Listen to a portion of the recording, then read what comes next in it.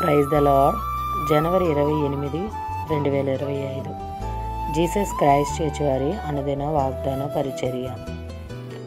సహోదరులు ఐక్యత కలిగి నివసించుట ఎంత మేలు, ఎంత మనోహరము.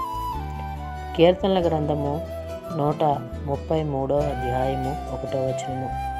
ప్రియ దేవుని వారలారా, యువతకాల సమయంలో దావీదు భక్తుడు అంటున్నారు, సహోదరులు ఐక్యతతో ఉంటే మేలు, ఆశీర్వాదము, మనోహరముగా ఉంటుందని సెలవిస్తూ ఉన్నారు.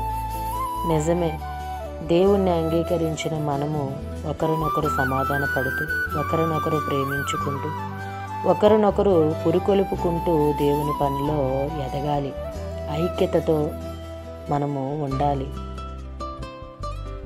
ఐక్యత మనము పొందుకొని, శాంతి సమాధానాన్ని పొందుకొని, మేలులు, ఆశ్చర్య కార్యాలు మన జీవితాల్లో మనము పొందుకోవాలని ఈ దినము దేవుడు దావీదు ద్వారా మనతో మాట్లాడుతూ ఉన్నాడు. అందుకే అంటున్నారు, ఐక్యత కలిగి నివసించుట ఎంత మేలో, ఎంత మనోహరమో. ఆ మేలుని, ఆ మనోహరాన్ని, ఆ ఐక్యతని మన జీవితాల్లో మనము పొందుకోవాలని కోరుకుంటున్న వారు పాస్టర్ శైలేష్ గారు. అందరికీ praise the Lord. God bless you. Amen.